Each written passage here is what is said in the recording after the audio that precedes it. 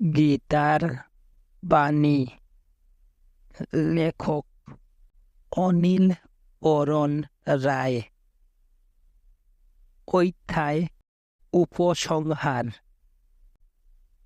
ব্রহ্মসূত্রের ব্যাখ্যা লইয়া যে সব মতবাদের সৃষ্টি হইয়াছে, তাহাদের মধ্যে প্রধান হইতেছে শঙ্করাচার্যের মায়াবাদ, নিম্বার্কের বেদাবেদ বা দ্বৈতাদ্বৈতবাদ, রামানুজের বিশিষ্টা অদ্বৈতবাদ এবং মধ্বাচার্যের দ্বৈতবাদ। শত শত বৎসর ধরিয়া ভারতে এই সব মত লইয়া যে বাদানুবাদ চলিয়াছে, তাহা মাননীয় বুদ্ধির সূক্ষ্মতিসূক্ষ্ম বিচার শক্তির চরম নিদর্শন।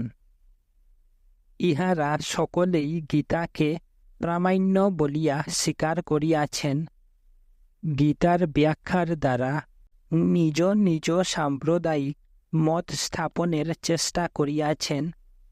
ইহা হইতে বোঝা যায় যে গীতা কোনো বিশেষ সম্প্রদায়েরই গ্রন্থ নহে। বস্তুত গীতাতে যে উদার সমন্বয়মূলক সমগ্র সত্য বিবৃত হইয়াছে, ভিন্ন ভিন্ন সম্প্রদায় আপন আপন উপলব্ধি মতো তাহারই এক একটি দিকের উপর জোর দিয়াছেন। আজও ভারতে এই সব সম্প্রদায় বর্তমান থাকিয়া আপন আপন মতানুযায়ী সাধন প্রণালীর অনুসরণ করিতেছেন এবং আপন আপন মতবাদের প্রচার করিতেছেন।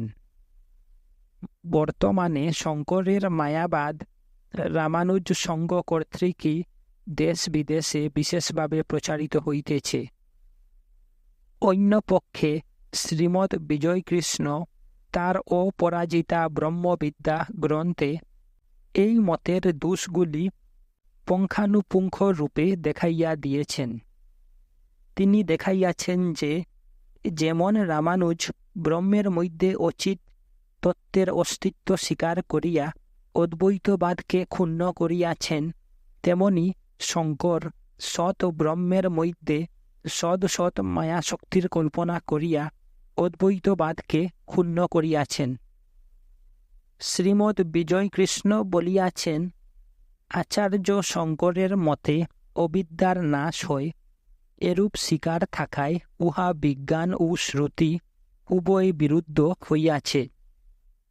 পরন্তু অবিদ্যার জগৎ কারণত্ব দেখাইয়া এবং সেই অবিদ্যার বিনাশ স্বীকার করিয়া আচার্য অসতর্কে বৌদ্ধবাদে উপনীত হইয়াছেন এবং সাংখ্য বিভাগের গণ্ডি হইতে আপনাকে উদ্ধার করিতে পারেন নাই।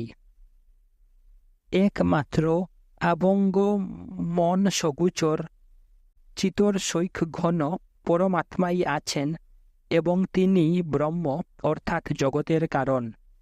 ইহাই শ্রীমৎ বিজয়কৃষ্ণের মতে যথার্থ সর্বভেদাতীত অবাধ অদ্বৈত সিদ্ধান্ত এবং বেদান্তের সার উপদেশ।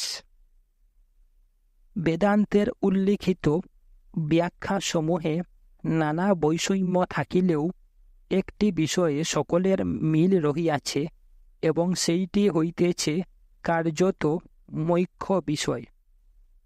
এই জগৎ ভগবানের সত্য সৃষ্টি হোক বা মায়ার সৃষ্টি হোক, সকলেরই মতে এখানে জীবের জন্মগ্রহণ হইতেছে বন্ধন, তাহার পরমা অবস্থা হইতে পতন এবং এই জীবন লীলা বর্জন করিয়া ঊর্ধ্বের অবস্থায় ফিরিয়া যাওয়াই হইতেছে মানব জীবনের পরম লক্ষ্য।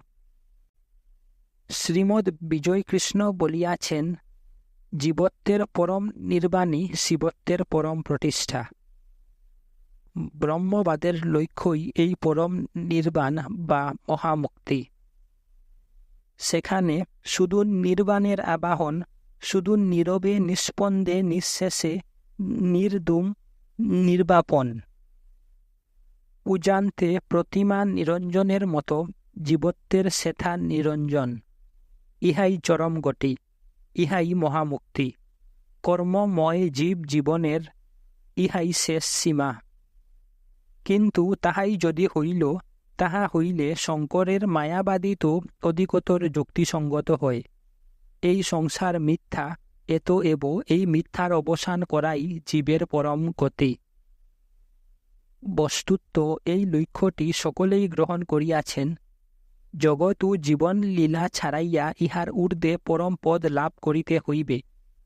সেই পরম পদ কি এবং কেমন করিয়া তাহা লাভ করা যায়, তাহা লইয়াই সম্প্রদায়ে সম্প্রদায়ে মতভেদ।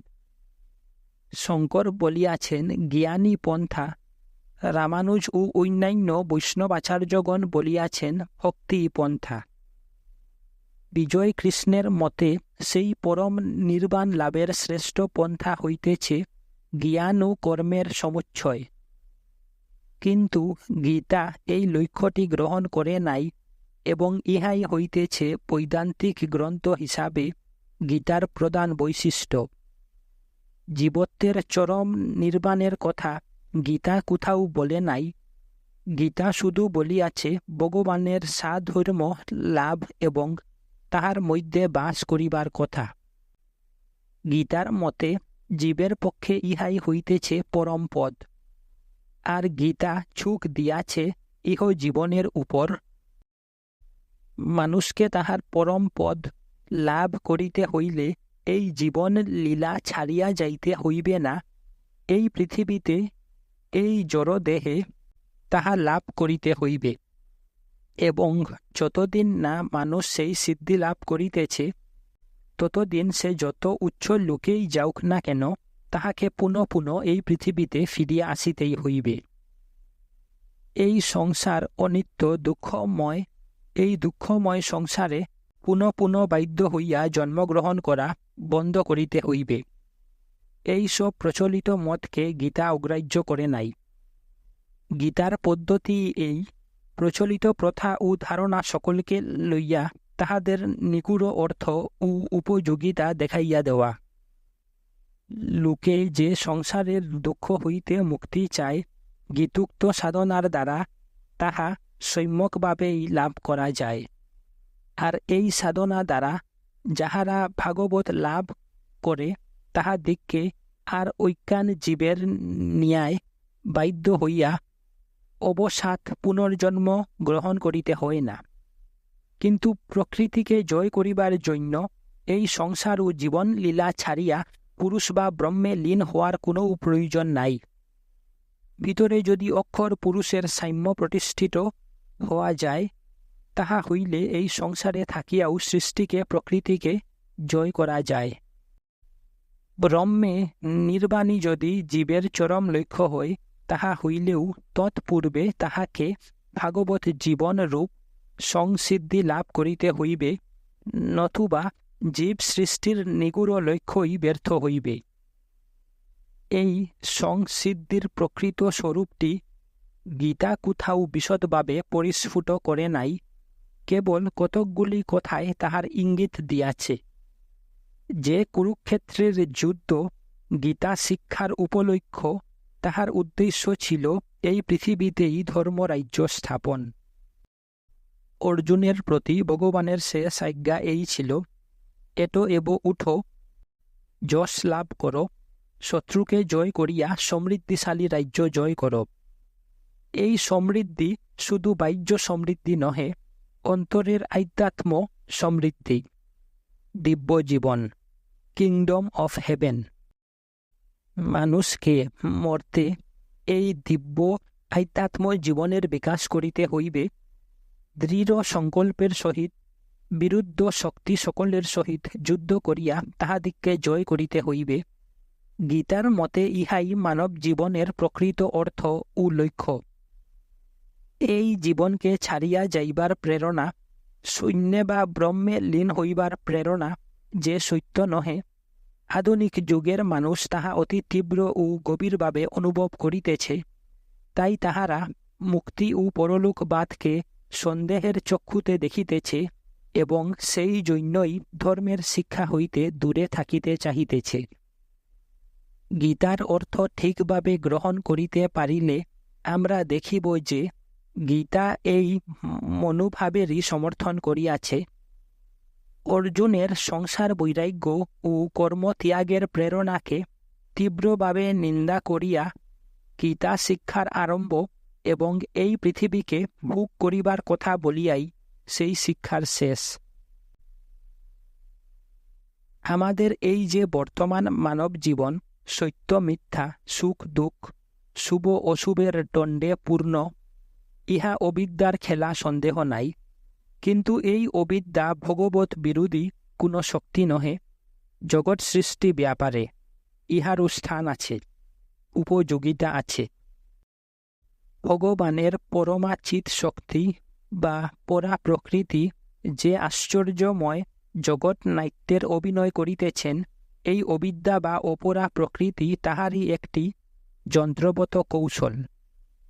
এই পার্থক্যটি ধরিতে না পারাতেই মায়াবাদ এবং জগৎ হইতে মুক্তির আধ্যাত্মিক প্রয়াস উদ্ভূত হইয়াছে। পরম পুরুষ পরব্রহ্ম তাহার পরা প্রকৃতির দ্বারা নিজের মধ্যে হইতে এই জগৎ সৃষ্টি করিয়াছেন এবং নিজেই জীব রূপে আবির্ভূত হইয়া পৃথিবীর পার্থিব অবস্থা নিচয়ের মধ্যে ভাগবত জীবনের আধার স্বরূপ দেহ, প্রাণ, মনের বিকাশ করিতেছেন। এই সবই হইতেছে ভগবানের বাসের জন্য।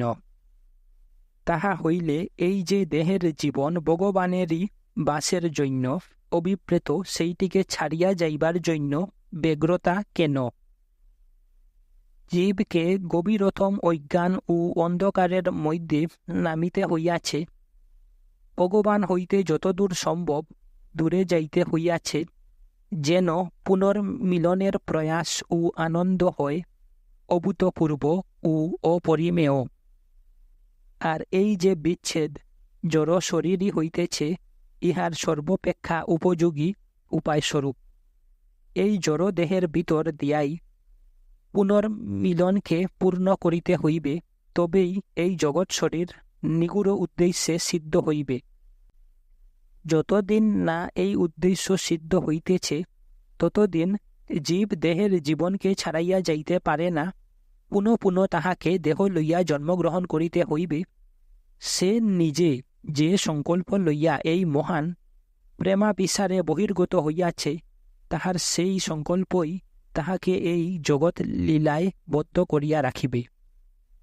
ঐকান্তিক মুক্তির আকাঙ্ক্ষা শেষ পর্যন্ত মানুষকে ছাড়িতেই হইবে এবং জন্ম একটা বন্ধন, এই ভ্রান্তি দূর করিতেই হইবে। জীবের প্রগতিশীল আত্মবিকাশে বিদ্যা ও অবিদ্যা উভয়েরই উপযোগিতা আছে। উভয়ের সাহায্যেই মানুষ মৃত্যুকে অতিক্রম করিয়া অমৃতত্ব লাভ করিবে। আদর্শ ক্ষত্রিয় বীর অর্জুন তাহার জীবনের পরম সন্ধিক্ষণে কঠিনতম কর্ম সমস্যায় পতিত হইয়া দিব্য গুরু শ্রীকৃষ্ণের শরণাপন্ন হইলে তিনি তাহার প্রিয় সখা ও শিষ্যকে যে দিব্যবাণী শুনাইয়াছিলেন, শ্রী অরবিন্দ তাহার সারমর্ম এইভাবে সংক্ষেপে বিবৃত করিয়াছেন। কর্মের রহস্য এবং সমস্ত জীবন ও সংসারের রহস্য একই। এই সংসার প্রকৃতির কেবল একটা যন্ত্রমাত্র নহে, এমন একটা নিয়মের চক্র নহে যাহার মধ্যে জীব ক্ষণিকের জন্য অথবা যুগ যুগান্তের জন্য বান্ধা পড়িয়াছে। ইহা হইতেছে ভগবানের নিত্য প্রকটন। জীবন শুধু জীবনের জন্যই নহে, পরন্তু ভগবানের জন্য, আর মানুষের জীবাত্মা হইতেছে ভগবানেরই একটি সনাতন অংশ। কর্মের লক্ষ্য হইতেছে আত্মসন্ধান, আত্মবিকাশ, আত্মসংসিদ্ধি। বর্তমানে বা ভবিষ্যতে কর্মের নিজের যে সব বাহ্য ও দৃশ্য ফল, শুধু সেই সবই কর্মের প্রকৃত লক্ষ্য নহে। অধ্যাত্ম প্রকৃতি ও তাহার অভিব্যক্তির মধ্যে সকল জিনিসেরই একটা অভ্যন্তরীণ নীতি ও অর্থ রহিয়াছে। কর্মের প্রকৃত সত্য রহিয়াছে সেইখানে।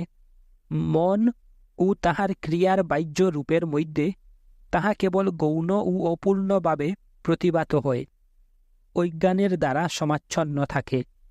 এতএব কর্মের শ্রেষ্ঠ নিখুঁত উদারতম নীতি হইতেছে তোমার নিজের উচ্চতম ও অন্তরতম সত্তার সত্যটি আবিষ্কার করা এবং তাহার মধ্যে বাস করা, পরন্তু কোনো বাহ্য আদর্শ বা ধর্ম অনুসরণ করা নহে। যতক্ষণ তাহা না হইতেছে ততক্ষণ সকল কর্মই হইবে অপূর্ণ, দুরূহ, দণ্ডময় এবং সমস্যাস্বরূপ। কেবল তোমার প্রকৃত আত্মাকে আবিষ্কার করিয়া এবং তাহার প্রকৃত ও যথার্থ সত্য অনুসারে জীবনযাপন করিয়াই সমস্যাটির চরম সমাধান হইতে পারে, দুরূহতা ও দ্বন্দ্ব দূর হইতে পারে, তোমার কার্যাবলী আত্ম উপলব্ধির নিশ্চিত আলোকে সংসিদ্ধ হইয়া যথার্থ দিব্য কর্মে পরিণত হইতে পারে। এত এব তোমার আত্মাকে জানো, তোমার আত্মাকে ভগবান বলিয়া এবং অন্য সকলের আত্মার সহিত এক বলিয়া জানো। তোমার অন্তঃপুরুষকে ভগবানের একটি অংশ বলিয়া জানো। তোমার সেই জ্ঞানে জীবনযাপন করো, আত্মায় বাস করো। তোমার পরম অধ্যাত্ম প্রকৃতিতে বাস করো। ভগবানের সহিত যুক্ত হও, ভগবৎ সদৃশ্য হও। তোমার মধ্যে যে অদ্বিতীয় পরম পুরুষ রহিয়াছেন এবং জগতের মধ্যে যে অদ্বিতীয় পরম পুরুষ রহিয়াছেন, তোমার সকল কর্ম প্রথমে তাহার উদ্দেশ্যে যজ্ঞরূপে উৎসর্গ করো। শেষে তোমার সকল কর্ম, তোমার সব কিছু তাহার হস্তে তুলিয়া দাও। পরম বিশ্বপুরুষ তোমার ভিতর দিয়া জগতে তাহার নিজ ইচ্ছা ও কর্ম সম্পন্ন করুন। আমি তোমাকে এই সমাধানই দিতেছি, আর শেষ পর্যন্ত তুমি দেখিতে পাইবে যে ইহা ছাড়া আর অন্য কোনো সমাধানই নাই। শ্রী অরবিন্দ গীতা সম্পূর্ণ।